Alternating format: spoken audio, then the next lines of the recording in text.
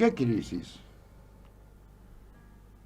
Más allá del recuerdo que nos puede traer este título acerca de el rock nacional, que siempre se ha vinculado a la política, podemos decir que en los últimos días el gobierno nacional ha recibido una andanada de malas noticias que a criterio de cualquier gobierno necesita revertir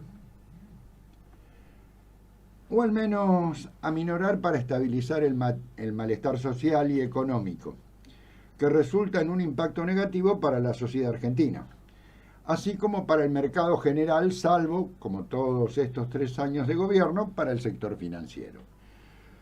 Las consultoras que mes a mes van midiendo diferentes indicadores entre el gobierno y la comunidad con diferentes políticas públicas que la gestión de la Libertad Avanza viene desarrollando, nos dice que el índice de confianza en el gobierno, más conocido con las siglas ICG, cayó 6,5% en julio y se ubicó en la forma de medir de 1 a 5 en 1,94 puntos sobre un máximo de 5, según la Universidad Torcuato Di Tella. O sea, cuando vos estás en 5 es el mejor momento, cuando estás más cercano del 0 es el peor momento.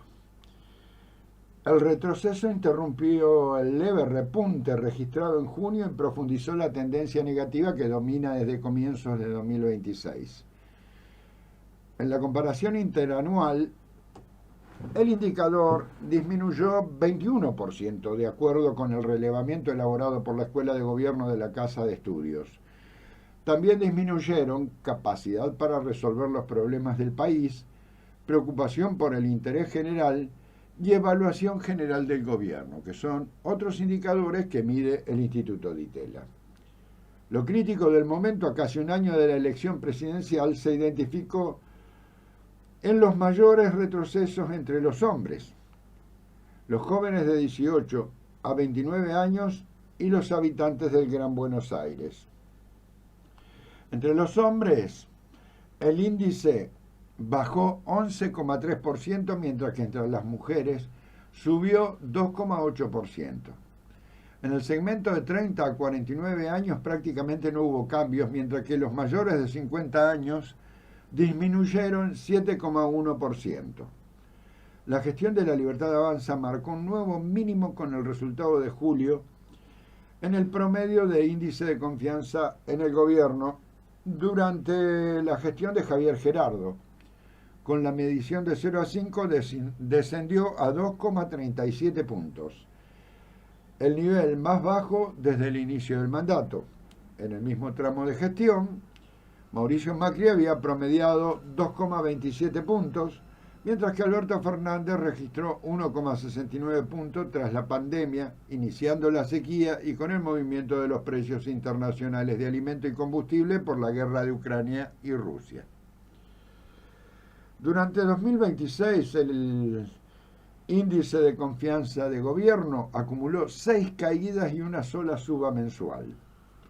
Desde el cierre de 2025, el indicador retrocedió 21,5%, según la Escuela de Gobierno de la Universidad Torcuato Di Tella. Mientras tanto, los abogados de Cristina Fernández de Kirchner presentaron una comunicación individual ante el Comité de Derechos Humanos de las Naciones Unidas para impugnar su condena firme en la causa vialidad. En la misma reclaman suspensión inmediata de la inhabilitación electoral que impiden su participación en las elecciones 2027, revisión de las condiciones de su arresto domiciliario y la recomposición de la Corte Suprema de Justicia de la Nación, argumentando que su funcionamiento con solo 3 jueces vulnera el derecho a un tribunal imparcial. A ese déficit de imagen pública de Javier Gerardo se le suma la presencia de la directora gerente del FMI. Como un estudiante universitario a quien visita a su mamá, a Javier Gerardo le toca rendir cuentas y no es un escenario muy favorable. La directora gerente del Fondo Monetario Internacional, Kristalina Georgieva, cerró este martes su visita, supervisión, en la Argentina. Luego de una particular cena junto a 10 de los principales referentes del sector privado, a diferencia de las reuniones que mantuvo durante el día con autoridades nacionales, la cena se desarrolló el lunes sin la presencia de funcionarios del gobierno. Las invitaciones fueron enviadas de manera reservada por la oficina del Fondo Monetario Internacional en Argentina. En 2018, durante la visita de la entonces directora del Fondo Monetario, Christine Lagarde, al gobierno de Mauricio Macri, se reunió con Duhovne y con representantes del sector privado en Buenos Aires, marcando la última visita de un director gerente del FMI a Argentina. ¿Qué empresarios participaron de la cena con el FMI o con Cristalina Georgieva? Pier Paolo Barbieri, de Ualá, Jorge Brito, del Banco Macro, Isela Constantini, del Grupo ST, Eduardo Einstein, de IRSA, Mariana Showa, de AmCham Argentina. Para quienes no saben qué es AmCham Argentina, es la Cámara de Comercio de Estados Unidos. Marcos Bulgeroni, de Pan American Energy, Martín Pérez de Solay, de Glencore. No solamente está vinculado con la cuestión de la exportación de alimentos, Glencore, a través de los puertos del Santa Fe, sino también que está avanzando sobre el mercado energético en Argentina. Daniel Novegil, de Ternium, recuerden la pelea entre el gobierno nacional y Paolo Roca, que le decían Don Chatarrín. Bueno, Ternium le pertenece a Paolo Roca y al Grupo Techín. Juan Martín de la Serna, de Mercado Libre, y Catalina Casio, de Ferrosider. En la conferencia, la titular del Fondo Monetario Internacional volvió a respaldar el programa económico del gobierno y sostuvo que la Argentina superó las metas previstas por el organismo. Además, aseguró que el país ya no enfrenta cuestionamientos sobre su capacidad para cumplir con sus compromisos financieros y consideró que por el momento no resulta necesario un nuevo desembolso del fondo por parte para la Argentina, ¿no? No obstante, también marcó uno de los principales desafíos que observa para la economía argentina: una fuerte diferencia entre los sectores vinculados a las exportaciones, que son concentradores de la riqueza, que muestran un desempeño favorable, dice, y aquellas actividades orientadas al mercado interno, que todavía atraviesan dificultades. Una forma prolija de decir que estamos en una crisis. En ese sentido, señaló que la evolución del empleo es una de las principales preocupaciones y planteó que la política fiscal podría desempeñar un rol para acompañar a los sectores productivos más rezagados. Dentro de la vorágine de evaluar los daños colaterales, entre comillas, mediante un discurso retórico de la representante del organismo multinacional, sin plantearlo literalmente, queda habilitada para el sistema de la demanda social de mejores salarios y del traslado del ajuste a la concentración de la renta y ya no a los menos favorecidos.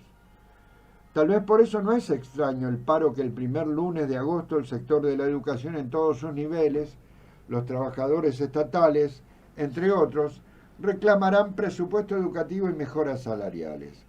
Por otra parte, Javier Gerardo ha realizado algunas participaciones de injerencismo en Brasil y algunos discursos rayando la paranoia en Perú en medio de la asunción de Keiko Fujimori, argumentando que el año pasado lograron sortear 7 iniciativas de juicio político, justamente en Perú, donde los presidentes duran mucho menos que su mandato popular. Dichas declaraciones sin fundamento permitieron que la vicepresidenta declarara en X que el presidente podría tener problemas de salud mental por, entre comillas, persecuciones imaginarias. Me preocupa profundamente que el presidente de la nación replique insensateces e inventos. Tengo genuina preocupación por su estado y por las persecuciones imaginarias que replica en Argentina y en el exterior. Fue la respuesta que utilizó la titular del Senado cuando fue consultada por un usuario en X. Podemos decir que dentro de la crítica política internacional de Javier Gerardo, entre sus frustraciones, Nada causó tanto daño en la línea de flotación como el partido Argentina-Inglaterra del Mundial. Aquella bandera que agitaron los jugadores de la escaloneta que impactó positivamente en el malestar social que rezaba "Las Malvinas son argentinas". Esa media sábana de hotel que unos muchachos llevaron al Mercedes-Benz Stadium de Atlanta y se la tiraron a Lo Celso contrastó fuertemente con el accionar de Javier Gerardo, ya que mientras los pibes resaltaban el deseo de recuperar la soberanía de las históricas islas, el presidente otorgaba 5.000 kilómetros cuadrados de mar argentino a una empresa británica para explotar petróleo y gas. Una lancha torpedera inglesa ingresaba a aguas territoriales en el Atlántico Sur y la mejor respuesta de presidencia fue que era una acción de adolescentes termos mononeurales el agitar la bandera después del partido. Mientras que para sacar la pelota de la cancha, el canciller Kirchner cuestionaba al presidente de Rosario Central por usar una foto sin Messi y sin Scaloni, pero sí con Giovanni Lo Celso, exjugador canalla, de la nave de guerra inglesa, nada. Ante cierta andanada de acusaciones futbolera y coso, sobre todo en nuestro país, tildándolo de racista en las redes, Javier Gerardo, suponiendo que el apotegma de la mejor defensa es un ataque, acaba de librar un decreto de necesidad y urgencia que modifica la política migratoria del gobierno de la Libertad Avanza, donde destaca que cualquier extranjero que manifieste discurso de odio o insultos a los símbolos patrios argentinos puede ser expulsado o deportado. Eso ya existe. Es un delito, no necesita un decreto de necesidad y urgencia simulando que es patriota. Mientras tanto, nada es más afronta para la Argentina que la enajenación de bienes comunes y la territorialidad de nuestra patria. Javier Gerardo está facilitando esa entrega cipaya con el proyecto de ley que pomposamente dieron a llamar inviolabilidad de la propiedad privada, cuya evidente voluntad es allanar los límites de la extranjerización de la tierra y vender al mejor postor lo que quieran y cuanto quieran de nuestro territorio. Por tercera vez intentan tratarlo el 6 de agosto próximo y falta 10 votos para rechazarlo. Es un dolor de cabeza para Patricia Bullrich, quien es la presidenta del bloque de la Libertad Avanza, pero también para José Mayán, que encabeza la oposición peronista, podemos decir, quienes exponen a ambos en una situación de negociación con la UCR como el punto de inflexión que habilite o no la entrega de nuestra soberanía territorial. La provincia de Santa Fe tiene 3 senadores: Marcelo Lewandowski, del peronismo, Carolina Lozada y Eduardo Galaretto. Tanto Lozada como Galaretto pertenecen a la UCR y Lewandowski al PJ. Desgraciadamente, Lozada no reside en Santa Fe, pero Galaretto sí, en San Lorenzo. Acá nomás. El gobernador de Santa Fe, Maximiliano Puyaro, ha declarado varias veces no compartir la política de la Libertad Avanza, aunque a la hora de definir firmó el Pacto de Mayo que se firmó en julio en Tucumán en 2024. Asume el déficit de las rutas haciendo pagar a los santafesinos y santafesinas la reparación y mantenimiento de esas rutas, de esos canales viales, aunque pagamos el 35% con cada carga de combustible, pero se los queda a la nación sin devolver nada a las provincias para el mantenimiento de rutas nacionales. Y ante la retención de los fondos de la Caja de Jubilación por transferencia del Pacto Fiscal del 94, hace que los jubilados y activos provinciales paguen el déficit de la caja que no reclaman a Javier Gerardo. Cuesta creer que en realidad no comparte la política del gobierno nacional, y más cuesta que los senadores, que el gobernador debería reclamar la defensa territorial de Santa Fe como parte de la zona más valuada por su productividad, aún no tenga definición En el tema de la extranjerización de nuestro territorio. Claro que desde muchos sectores vemos la crisis que se está desenvolviendo, mientras el gobierno nacional y también el provincial digan, ¿qué crisis? Buenos días, bienvenidos, esto es Vox Populi.